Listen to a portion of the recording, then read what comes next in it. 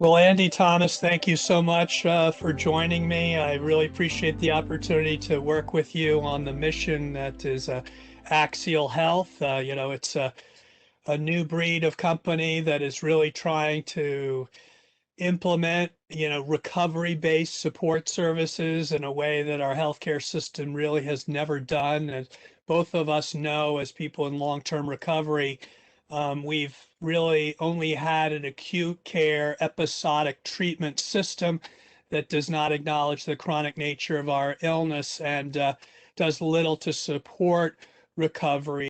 So I just want to thank you because, frankly, there really aren't many companies that are really wrapping their arms around the difficult task of engaging people with addiction. And as we both can talk to, and I'd like to have you kind of start us off with, um, it's really, really difficult to get kind of quote unquote patient compliance when you talk about someone in active addiction. And as you know, in the healthcare industry as a whole, it's very difficult to get people with cardiovascular disease to take their heart and potential for stroke, heart attack and stroke seriously, or with diabetes and their sugar and so many other things that we have a tough time getting our fellows in healthcare as patients to really follow doctor's orders. So when you think about addiction and mental illness, just take that and multiply it, it seems to me. So maybe you can tell me about kind of your little bit of how your personal journey is informing the kind of world you want to see for our fellows who Yeah. are out there right now struggling, but who, if we design a new kind of system of recovery and support, we might be able to get them before their disease kills them. Patrick, thanks so much for taking the time to talk to me today. And always been extremely impressed and humbled by your mission and your commitment to serving individuals and families that have battled this disease. And so it's truly an honor to talk to you today.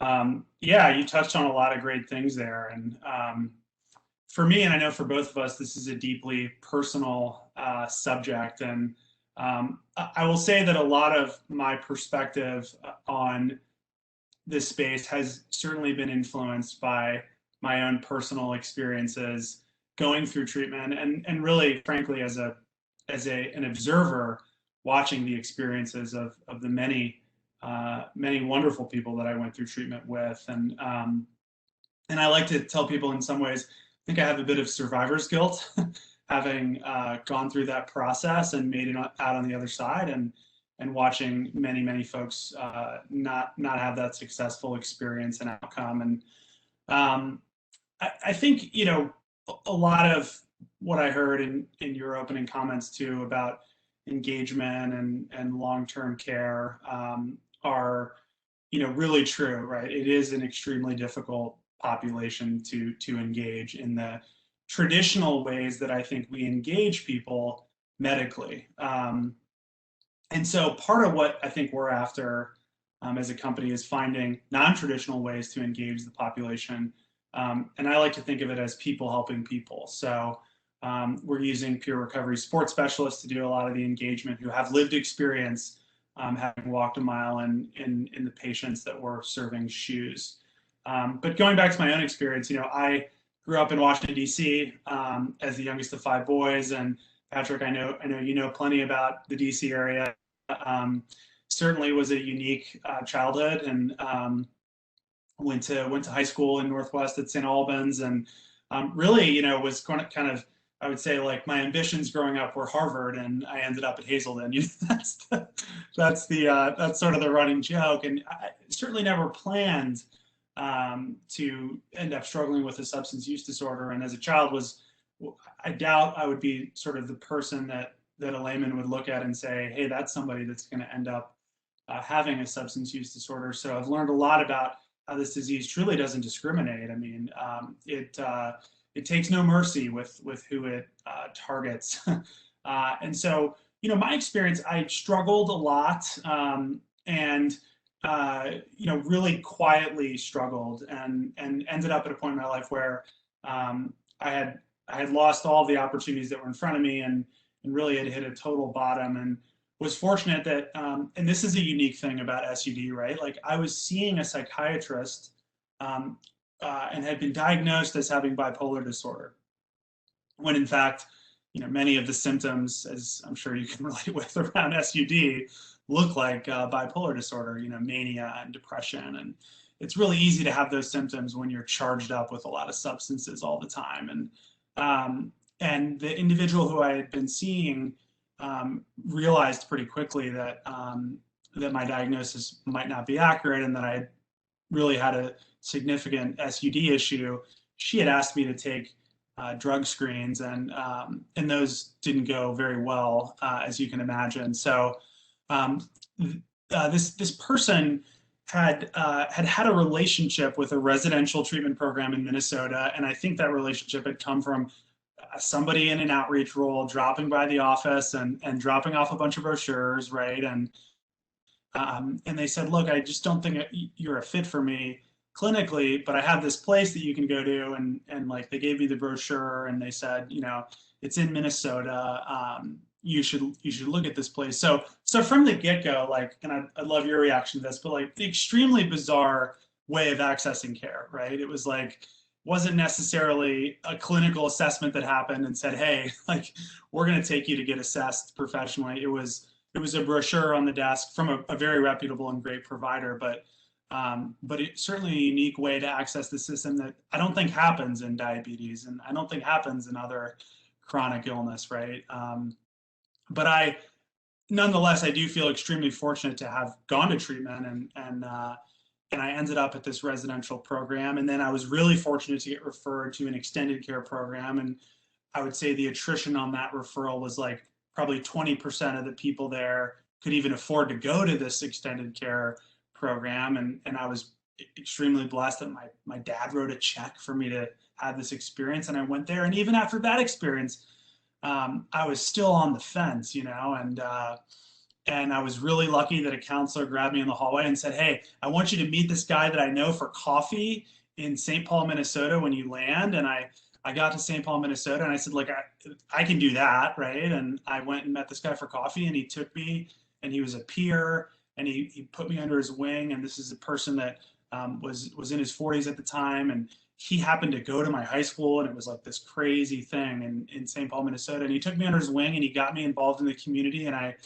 met with him for coffee every week for 2 years, and he totally saved my life. And so having had this experience of finding this amazing gift called recovery and watching all these people not find it, I've been on this mission to scale that experience for people. And it's a crazy mission up against the system that is the acute model of care for treating this chronic progressive illness. And we found a unique way to approach it at Axial that's been a lot of fun to be a part of.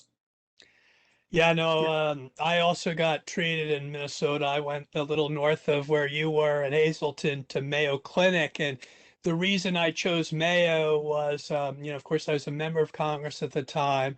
I'd already been to treatment a couple of times and all over under the cloak of darkness. And I was really worried because I'm, working to pass the Mental Health Parity and Addiction Equity Act, and I didn't want to get knocked out of the box being able to do that because it didn't look like I was keeping my own mental health and addiction properly treated. And so I checked into Mayo because I figured if anyone found out that I was in Mayo, they might think I had a real illness. Because when you think of Mayo Clinic, unlike Hazleton, they're not quite sure.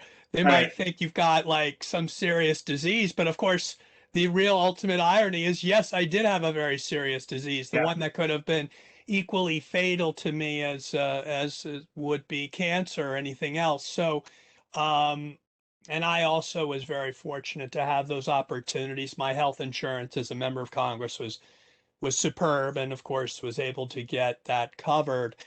So I really felt an obligation to make sure more people got that same access to treatment by their insurance, which they paid for, and which frankly was letting down those patients who had a brain illness as opposed to another illness of their body. So I loved your kind of doubling down on that. And finally, let me just also say I had a psychiatrist who treated me for years while I was a raging addict. And, it's really testament to the fact that many people in the mental health field really do not know addiction. And of course, it wasn't until recently that we really had the American Society for Addiction Medicine come into being and start to Mhm. educate people about the disease of addiction itself. Even people with mental health backgrounds could be ignorant of this, as my own personal experience taught me. And it wasn't me looking back and wondering about all the trauma in my family and you know and the fact that I think I had both a genetic kind of underpinning for this because addiction ran pretty heavily in my family on both Mhm. my mother and father's side. And then you couple that with the kind of trauma that I frankly think everybody goes through some type of trauma. My family's was kind of more well known. And but I think everybody's got a personal kind of narrative that it's the trauma and experience plus the genetics, and we haven't quite reached the science where we know how the two Right. mix. But part of doing good health workups is to start doing those screenings.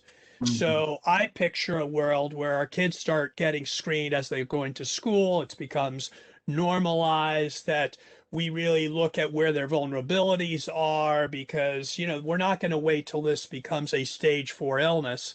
I listened to your kind of story, and I also got the sense that, you know, we think we're terminally unique, like no one understands what we are going through, and that's the beauty of recovery is that we're really brought down to size, and there's a lot of relief at Yeah. knowing that there are a lot of other people that like us just on a day-to-day basis have their challenges, but if they apply kind of the tools of the program that we've learned, their lives can be a lot more manageable in terms of Yeah. living life on life's terms. So maybe you could talk a little bit about what you've been doing to kind of take that notion of recovery out, because I think it's a literacy issue. Frankly, I think It people is. would gravitate to this because I don't think anybody, like you said in one of your talks, gets a guide to how to live, right? And, when we say, you and I say we're grateful to recovering alcoholics and drug addicts, I mean, we're basically saying if we hadn't hit the wall, we never would have had the introspection to survey how we made decisions in life and try to come up with much more productive ones. But imagine if earlier on our parents kind of took us and say, now listen, we like that you're going to school, but and it's good that you got an A on your math test or your English test. I think it'd be great if they said, you know what, we love your mental fitness. We know that you're practicing the mindfulness. We know you're working through your Yeah. conflicts. And that's the most productive thing you can do is tell us what's going on and let's talk about it openly. So talk a little bit about that cultural shift, Yeah. that we kind of need as a society. Yeah. I'll talk about it personally, and then try to weave that into our work at Axial. So totally relate with your comments about how many folks, and I was one of them, are really tied up in a narrative. And for me personally, I May 4th would have been, which is coming up, would have been, I think, the 40th birthday of my brother Alex, who we lost to suicide in 2004 when he was in his early 20s, and he was a United States Marine. He and I were really, really close, and we lost him. I think in large part due to mental illness, and the loss of my brother was really tied up in my own story about my addiction and my use, and the fact that this was in some ways justifiable. I had a bone to pick with the world, and was angry and resentful, and I, having gotten into some therapy and also just the community, actually really struggled with his loss for a long time, and somebody had me do an inventory on it, and I looked at what were the ways in which maybe I had taken what happened to my brother and used it to advance my own pursuit of chemicals. And I found that I totally did, right? I took what had happened to him, and this is, I wasn't being a bad person, but I was really sick, and used it to advance my own rationale and justification for the way that I was hard charging drugs and alcohol. And when I saw that on paper, it like totally set me free and just totally released me from my own part in what had happened in the aftermath of his death. And from that day, I've been at peace with it, like truly at peace. And I don't think people can appreciate how much sleep I lost and how much agony I was in as a human being over what happened to my brother. And today I live with absolute freedom and with absolute love in my heart for him as a person. And so I really appreciate you talking about that, and how we can free ourselves from our own stories, as people. And so as a company, I love that. I yeah, and love as a that. It's so powerful. And, yeah, getting to the mental wellness and fitness, we really have no introspection in terms of how we have self-defeating, mhm, destructive patterns of thinking yeah, that get ingrained, mm, especially in moments in our lives like you tragically had with losing your brother. And I'm sorry for that. And how that moment can kind of put you on a trajectory that then becomes self-destructive that you aren't quite aware of, and you're now manifesting it in mhm, very self-defeating ways. So yeah, we definitely need a much better kind of insight to that personal inventory, like you yeah. talk about. Yeah. Yeah, and as a company, I just think that at Axial, we're trying to relate and connect with people, and one of the ways that we do it, I touched on, is using peer recovery support specialists, which I just think is such a powerful tool. There just is something to other folks that have had lived experience and have a toolkit, and they can share that toolkit with another person, and so. And I also think, like, in terms of engaging, the folks that we work with, particularly in a Medicaid environment and at Axial, a lot of our work is focused on individuals that are high utilizers. They're high flyers. They're folks that have been to treatment many times. And plenty of folks have approached them about taking it just one day at a time, and some of the I would say the traditional isms, right, of engaging these folks. But I don't know that there are many folks out there that are trying to engage like the person, that are trying to engage individuals in a holistic manner. And a lot of our work, like, I just believe that a huge key in engaging the population is finding common ground. And a lot of our work is around SDOH needs, as an example. Like, hey, let's find you housing. Let's address your transportation. Let's see if we can work, towards getting a job, and really finding that, like, that common ground with people.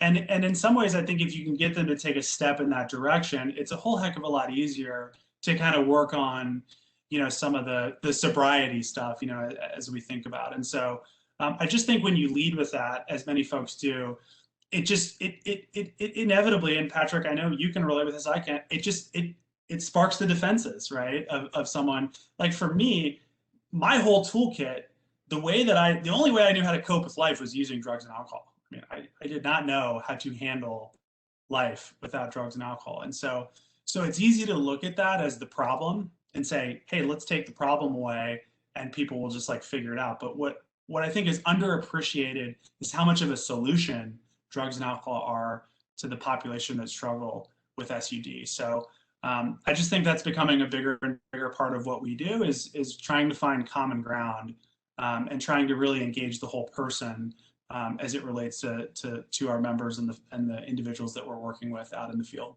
Yeah, no, I Yeah. really appreciate what you're saying about how Axial's really trying to come to a connection and establish that relationship. So then imparting the information is received, as opposed to kind of feeling when you are in these vulnerable situations judged and like taken care of, and kind of in a very paternalistic way, Yeah. as opposed to someone who can, that they know when they're talking to you what you're going through, and that it's not it's not put on, that it's comes from a deep place of understanding. As they say in recovery, there's nothing better than one alcoholic working with another to cure whatever ails you, because you really become focused on in a different world other than your own tightly held Mhm. perception of your choices and narrative. If you've got someone who said, listen, I was there, here are some of the decisions I made, here's how I got help.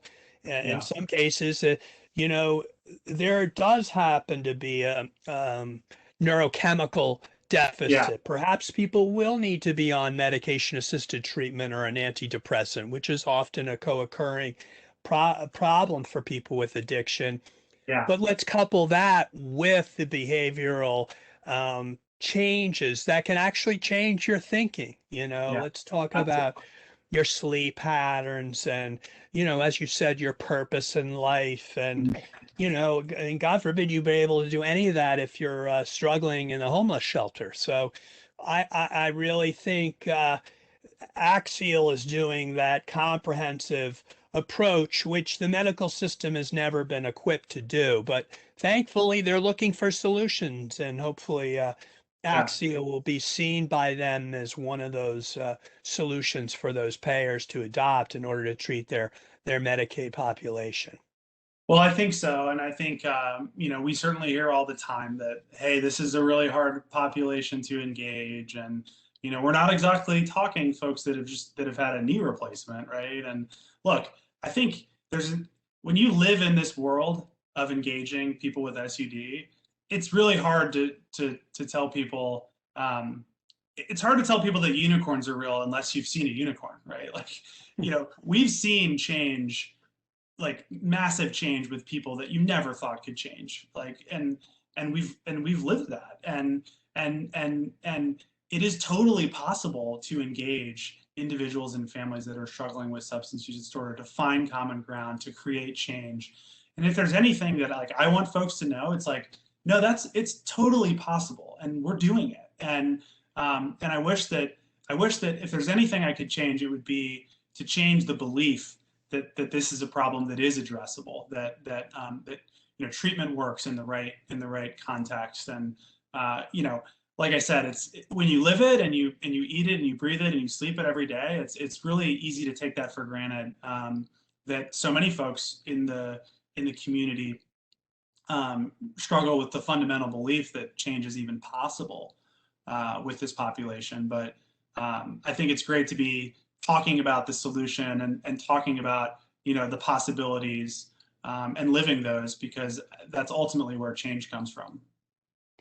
And, Axial really got its start by trying to identify those who may not have an addiction, but who might be at risk given their set of circumstances. And that's a really important thing during COVID and post-COVID, because there are a lot of people out there who were normies, like, that didn't have that huge Yeah.